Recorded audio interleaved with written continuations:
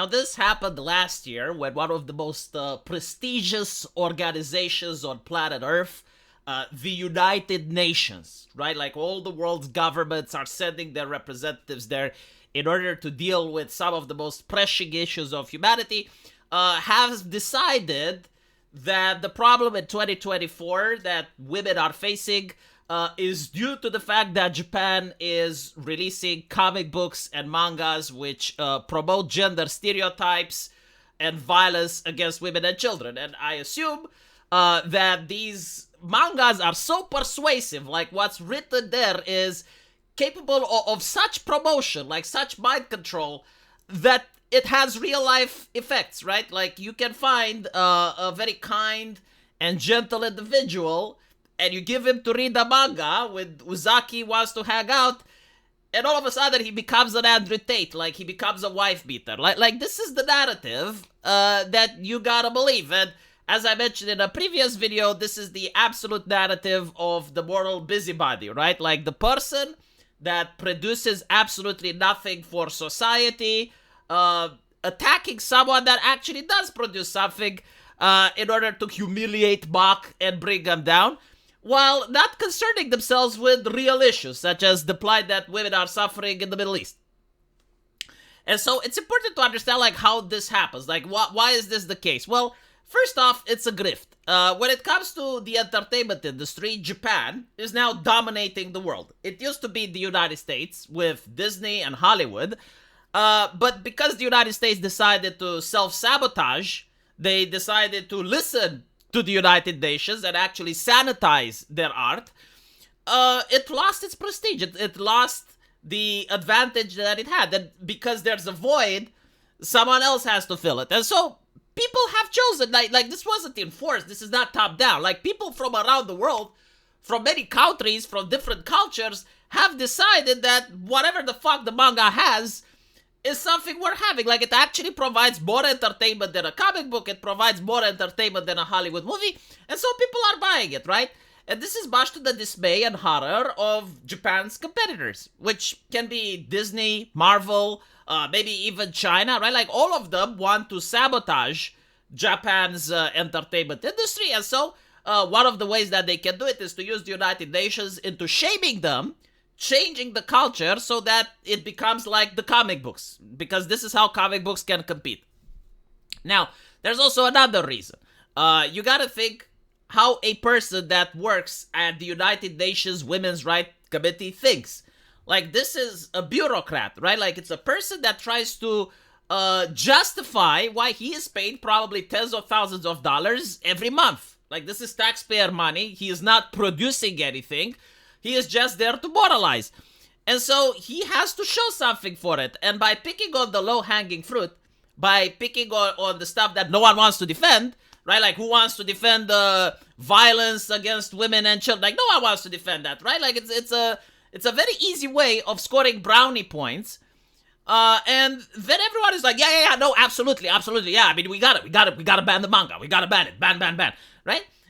Meanwhile, if they were to criticize the way Saudi Arabians are treating women, or if they were to criticize the culture in Pakistan or in India regarding women, well, then they get pushback, right? Like, they get actual NGOs from those places. They get money being pushed in order to make their job difficult, to get them fired, to do all of those things, right? So, instead of fixing the real world issues, they are focusing on the trivial shit in order to look good.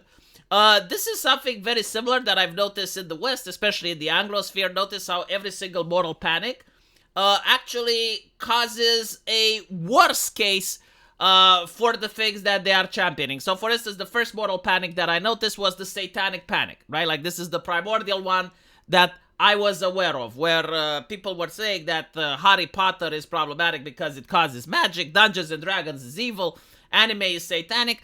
The satanic panic actually caused more atheists. Like, it caused the atheist community in the United States to gain a stronghold, and they supported Obama. After that, I saw a moral panic against racism, right? With the whole BLM riots and all of that stuff, where a football player got fired because his wife from a different country tweeted a meme. That moral panic ended up with more racism rather than less, right? And then you look at the transgender moral panic, where they decided to fight against transphobia and other issues. Well, it ended up with the government removing pronouns from every single government website, dropping the T from the LGBT, right? Like usually what happens with these moral panics is the complete opposite of what they're trying to do. The moral panic regarding misogyny, right? The Me Too movement. Well, it ended up with getting a lot of leftists fired, especially from high positions of power, from Hollywood. It exposed a lot of male feminists of being abusers. And so the pushback was that they immediately started adopting third wave feminism, right? And they're now pushing for they were pushing for transgender ideology in order to wash away the feminism. Because now if a man can become a woman, then how can you talk about women's rights? Like, what are they? If women have a complaint, then just become a man. So like, you notice how the moral panics usually end up with the subject matter actually becoming worse than better. And in this case, for the United Nations, well, apparently it will end up with Japan eventually having enough and deciding to stop funding this shit. Not because of the manga issue itself, but they have to wonder, like, is this organization sane or is it retarded? And they probably came to the conclusion that it is retarded because, again, you're looking at the world and it's like, okay, you are picking on the most petty thing possibly imaginable, right? Like the Japanese manga. Like, do you literally have nothing else to do? Like, is this your concern? Is this why we pay you? Like, we got our own politicians in our country that can deal with this shit. Why don't you deal with actually systemic, nationwide issues that are more serious than a fucking comic book? Like, we need to start bringing the adults back in charge. We need to start thinking like normal people. And at the end of the day, yeah, like a piece of paper, a fucking comic book, doesn't actually change society. Meanwhile, legislation that used to exist in Saudi Arabia that didn't allow women to drive, well, that's something concrete that can actually be changed, you know? But anyway, right, that's neither here nor there. The interesting thing is now they did try to go for something extremely serious, which is to complain the fact that the imperial heirs in Japan are male only, and they try to shame Japan into allowing women to ascend to the imperial throne. And it's like, but why though? Do the Japanese women within the imperial family even want to ascend to the imperial throne? Like, did you even ask them if that is their desire?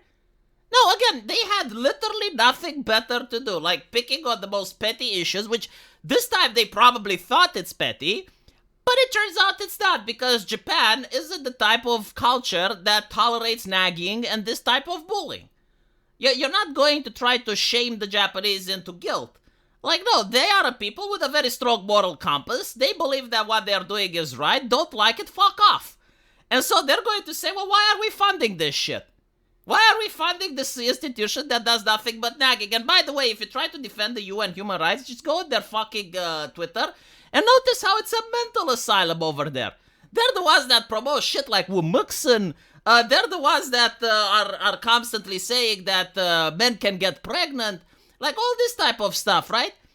Why is the Japanese funding it? It's a good fucking question. And you're paying them so that they can mock your culture, so that they can mock your imperial family, so that they can shame everything that you stand for with your taxpayer cash. No, like, this is a very based decision that Japan did. And if I want to drive the point fully home, take into account that Saudi Arabia was on top of the Women's Rights Commission only a couple of years ago, right? Like, they were on the head chair, right? And so it doesn't make any sense. And another thing, you know, like, they're complaining about manga and anime while they're not complaining about the age of consent in countries like the Middle East. I mean, again, you know, I understand that some people have, like, strong moral values and that they feel the need to be outspoken and to call others out. Like, I get that. But what I don't understand is, like, why are they not consistent with it? Why is it only when it's the popular point, when the decision, like when the statement is popular to make, why is that only that's when they make it? But when it's something unpopular to talk about or difficult to discuss, why is it that the same talking point is not being brought up? Let me know what you guys think, and congratulations, Japan. You know, like, the more nations pull out from, like, absolute trivial bureaucratic institutions that do absolutely nothing They produce absolutely nothing of value. Like, seriously, can you name a single woman on planet Earth that would thank this institution, assuming that she hasn't grifted for an NGO or something, right? No, like, say, my life is now a lot better than it could have been if the UN Women's Rights Committee didn't exist. Can you name me a single person that's like that? No. Okay, well, I see. That's all I need to know. I'll see you guys in the comment section. Take care.